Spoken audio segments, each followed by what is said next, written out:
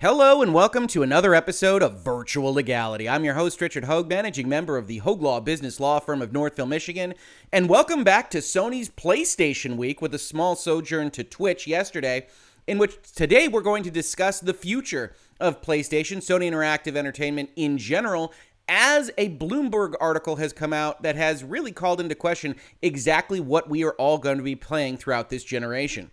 Do you like The Last of Us? How about Horizon? How do you feel about Spider-Man or Uncharted? Do you love God of War? Well, I hope so, because if this article from Jason Schreier is actually correct, and we always have to take anonymously sourced articles with a grain of salt, as we will discuss as we go through it, then that is most of what you are going to be getting from Sony's output throughout this generation. Let's dive in. The article is entitled, Sony's Obsession with Blockbusters is Stirring Unrest Within the PlayStation Empire. And the subtitle here is what Jason Schreier is using as his framing device to discuss Sony's policies throughout this generation. A small team had big ambitions for a Last of Us remake, but Sony handed the work to Star Studio Naughty Dog. Sony Corp's Visual Arts Service Group has long been the unsung hero of many hit PlayStation video games. But about 3 years ago, a handful of influential figures within that group decided they wanted to have more creative control and lead game direction rather than just being supporting actors on popular titles. That's actually a common refrain if you go and you talk to people, and I've talked to a couple of people from supporting studios that are working on really big games and work on them to the best of their ability and really help out get those games out the door, is that a lot of them, as you would imagine in any creative endeavor, want to make their own stuff, want to lead their own stuff, want to have their handprints on their own stuff. So it's really no surprise that if you've got a support contingent in any of these companies, this isn't a Sony unique kind of feature, whether it's Microsoft or Activision or Electronic Arts or whoever that has these support studios, that one or more of the people at those studios are going to want to try their hand at making their own video game. So it looks like, as Jason Schreier is framing this, Sony had that issue with the members of this Visual Arts Service Group. The idea was to expand upon some of the company's most successful franchises, and the team began working on a remake of the 2013 hit The Last of Us for the PlayStation 5. Now, we'll pause right there, because that's an interesting project in and of itself. If you haven't been following The Last of Us since it was released in 2013, great game, absolutely one of the best video games ever made, in my opinion. It got a remaster for the PlayStation 4. It was brought up to 60 frames per second. I think it had some resolution enhancements, and because it was made as late as 2013, it really didn't need a ton of extra effort. So selecting this as the project itself is kind of indicative of what, at bare minimum, the Visual Arts Service Group and Mr. Michael Mumbauer here, who's kind of the lead star player in this article, is assembling this group and trying to do his own creative thing with these people. It's already indicative of Sony and how they're feeling about what pitches they're going to accept, that he selected to remake a game that was relatively new and had already been remastered in order to try to sell it to the heads of state over at Sony. But, as this article continues, even with that project, Sony never fully acknowledged the team's existence or gave them the funding and support needed to succeed, according to people involved. And here's where we step back and we take that grain of salt, right? Clearly, Jason Schreier's contacts are some people that were probably directly involved with this Visual Arts Service Group movement, and we can kind of understand from their tilt, hey, this didn't work out because Sony never loved us, Sony never named us, Sony never gave us a studio title, Sony never gave us money, and we always have to try to establish where people are coming from when we're talking about sources and the journalists that write about them. So it's clear that this is some aggrieved people, and it looks like they are justified in their grievance, but we have to take it with that tilt understood. Instead, Sony moved ownership of The Last of Us remake to its original creator, Naughty Dog, who now has made a remaster of The Last of Us, is making a remake of The Last of Us, and as we will see later in this article, more copying of prior historical successes for Sony is going on behind the scenes as well. Deflated, this small group's leadership has largely disbanded. And we'll see that's a problem at Sony, with people losing heart. These are creative, artistic individuals. Yes, there are technical components to making video games, massive ones. But at its heart, it's people that want to make great games, want to make great art. And if you only have them supporting folks, some people are going to be okay with that, but some people aren't. And you're going to lose some good folks. Many, including Mumbauer, have left the company entirely. Mumbauer declined to comment. Others asked not to be named. A representative for Sony declined to comment or provide interviews. So this is only from Jason's anonymous sources. Again, we take that under advisement as we read through the article and evaluate its veracity. The team's failure highlights the complex hierarchy of video game development and, in particular, Sony's conservative approach to making games for the PlayStation 5. It has prioritized games made by its most successful developers. Not only that, if we think about the PlayStation slate, and I'll have a tweet that kind of itemizes this so that we can talk about it a little bit better, it's prioritizing games that historically have had significant returns of investment, but are now simply sequels of games that were historically successful. There's nothing wrong with a sequel-dominated strategy, but it's probably not terribly interesting to everyone that might otherwise be involved either in the development of Sony products or the purchase of them. Rival Microsoft Corp has taken the opposite approach, relying on a wide array of studios to feed its Netflix-like subscription service, Xbox Game Pass. Now, to be truthful, I don't think that this is probably the best kind of editorial description of what's happening with these two companies. Microsoft Corp is sitting on a ton of free cash with apparently a desire to invest more in the video game industry, and I can't blame them after coronavirus 2020. The video game industry looks like a good place to put your cash, and they are clearly trying to buy something somewhere, probably Bethesda, that will emulate this exclusive AAA strategy that Sony has. They just didn't raise their garden. They bought a nice garden from the side street vendor. Bethesda, $7.5 billion. What's that? It's couch change for Microsoft, right? So they want to have a somewhat similar strategy while also selling their recurring revenue source. The problem is Sony, they've built their garden. They have a lovely garden. They make tons of great video games, but they're now just kind of sitting, resting on their laurels, you might say. Sony's focus on exclusive blockbusters has come at the expense of niche teams and studios within the PlayStation organization, leading to high turnover and less choice for players. Again, Jason editorializing here, but I can't say he's inaccurate. Last week, Sony reorganized a development office in Japan, resulting in mass departures of people who worked on less well-known but acclaimed games such as Gravity Rush and Everybody's Golf. Again, the history of Sony is not just making over-the-shoulder action games or open-world over-the-shoulder cinematic adventures like the Horizons and the Spider-Mans of the world. They actually made a ton of different types of games that were pretty well thought of by both critics and customers alike. They are moving away from that. The financial folks, the CFOs, the bean counters are looking at it and saying, well, let's just invest in the tent poles and the blockbusters, and that'll make us more money, and we don't have to waste this money on these smaller initiatives. The company has informed developers that it no longer wants to produce smaller games that are only successful in Japan, Bloomberg has reported. This fixation on teams that churn out hits is creating unrest across Sony's portfolio of game studios. Oregon-based Sony Bend, best known for the 2019 open-world action game Days Gone.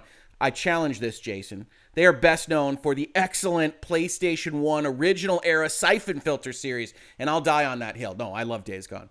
Tried unsuccessfully to pitch a sequel that year. According to people familiar with the proposal, although the first game had been profitable, very important, very key, it didn't make as much money as Ghost of Tsushima or The Last of Us Part 2 or Spider-Man, but it was profitable. It was something that was keeping a band of developers at Sony happy, creatively making something while they also simultaneously supported the efforts of the rest of the Sony studios. Its development had been lengthy and critical reception was mixed, so a Days Gone 2 wasn't seen as a viable option. In case you ever wonder whether these studios, whether these publishers, whether the money men keep track of what the Metacritic is, when I think Days Gone is generally better received by the player base than the Metacritic audience was. And I think to some extent that's fair because as I understand it, during the review period, Days Gone was significantly more technically problematic than it became even shortly after its release. I played through it all really close to release, never had a single problem with it. And so Days Gone 2 was killed. That's fine. We'll start talking about this a little bit more in a second, but it also led to the same kind of issues with actual creative talent retention that we saw in Japan. We saw just referenced in this article that we've seen across Sony, including across Naughty Dog in terms of turnover. Instead, one team at the studio, this is Sony Bend now, was assigned to help Naughty Dog with a multiplayer game, while his second game was assigned to work on a new Uncharted game with supervision from Naughty Dog, a second group. Some staff, including top leads, were unhappy with this arrangement. Who could blame them? You've made games since the start of PlayStation, and now you're being told you have to be a support studio for a multiplayer game and the fifth, if not sixth, if you count some of the Vita titles, Uncharted game. So those leads were unhappy with this arrangement and left. And I don't think we can oversell this kind of problem at Sony. We knew about this last December, right? Here's an article from GamesRadar. Days Gone writer and director leave Sony Bend Studios. They both left. But if we actually talk about who these people are, over the past 2 decades, I helped the studio grow into a major developer, now part of the Sony family. Along the way, I wrote and directed every game from Siphon Filter through Days Gone, including Resistance Retribution, Uncharted Golden Abyss. I want to thank fans. These were labors of love, but I'm gone. Hey, I'm gone too. These folks are gone. So when we talk about Bend, Sony killed it. Sony killed what it was. That doesn't mean that the new folks can't make a great game. None of this video is intended to disparage the great games that Sony puts out there. It is intended to talk about the philosophy that leads us to repeating the same great games over and over and kicking out creative talent because you won't give them the chance to make even a small thing that could otherwise help grow your farm system. And that's a baseball term here in America, but we're going to talk about it because one of the issues I have is that when you focus on these tentpoles, not only are you making big bets that will eventually not work out and really cause financial issues for your company, you're also not growing the next generation of big games. Small games can become big. Small talent, small studios can become big. This is a myopic strategy that really speaks to a problem with the philosophy of what is supposed to be a creative endeavor over at Sony. Bend's developers feared they might be absorbed into Naughty Dog, and the studio's leadership asked to be taken off the Uncharted project. They got their wish last month and are now working on a new game of their own. I know a number of people, when I was tweeting and otherwise talking about this, said, hey, Ben's making their own game now. That's fine. This was approved, last month with an entirely new leadership group, with Ben not looking like it used to, and clearly with Sony willing to hit the trigger to move them into full support studio status on a hair's breadth. I wouldn't hold my breath for this project, at least for some time, and we'll see how it goes. I hope very much for the Bend developers that are left there at the studio that they succeed, but we'll have to see how that happens because Sony clearly was willing to take them off of what would have been, I think, a pretty successful Days Gone 2 project once they've gotten all the kinks out with the original release. Emphasizing big hits can also be counterproductive, says Bloomberg and Jason Schreier, because sometimes games that start small can turn into massive successes. In 2020, Sony didn't put much marketing muscle behind the quirky video game creation system Dreams, but by the PlayStation-owned Media Molecule in the UK. As a result, PlayStation may have missed out on its own version of Roblox. I know people love it when I pronounce it that way, but that's how I pronounce it. A similar video game tool. Parent company Roblox Corp went public earlier this year and is now valued at $45 billion. I think you're stepping a few steps ahead, Mr. Schreier, when you say that Dreams is like Roblox, because it's not. But it's fair to say that Sony doesn't have that breadth of imagination that you would want to realize the potential gains of something like Dreams. It was never going to be, Roblox Corp. It wasn't going to have a direct offering to the public markets and get a valuation of $45 billion. This kind of thing wasn't going to happen, so you're stealing the base a little bit. But you are right to point out that Sony is clearly myopic in what it thinks these things can do. It's Dreams. Pun very much intended. But looking at this, the real issue is not that Days Gone, which I loved in 2019, isn't going to have a sequel, although that hurts somebody that loves that original title, or that the Siphon Filter team isn't going to make another Siphon Filter, isn't going to do something at that studio. The real problem is when you break this article down, you can see better what Sony is funding, what they are paying for, what they think the PlayStation 5 audience wants. And who says they're wrong? But it's a very, very boring thing to see. The third release of Last of Us, another open world run around and hit checkpoints Ubisoft game in Horizon. The next God of War, which, yes, is a reboot in and of itself, but is actually, the 12th God of War game. I don't know how much y'all love Kratos anymore. I'm not too into him.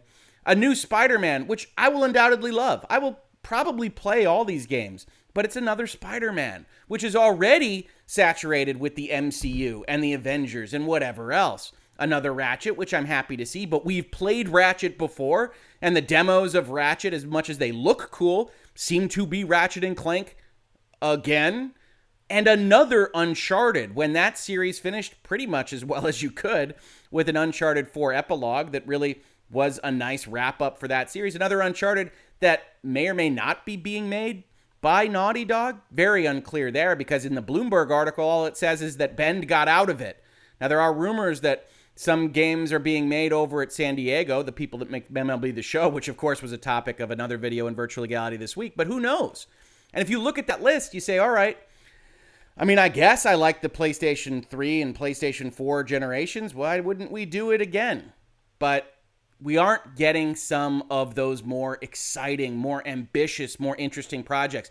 You don't see a role-playing game here. You don't see a fighting game here. Heck, you don't even see the most popular genre of video games right now, which I'm a little bit over, but I know a lot of people aren't. You don't see a first-person shooter. You don't see the ambition. You don't see the breadth. You don't see what PlayStation used to be. And I think that is very much a shame. I've loved the PlayStation since it came out in, I think it's 1995. I've had every generation. I was very enthused by its possibilities. And those possibilities seem to be waning as Sony, as a game maker, decides that it wants to be a cinema, releasing only summer blockbusters when the fun stuff is happening over on TV.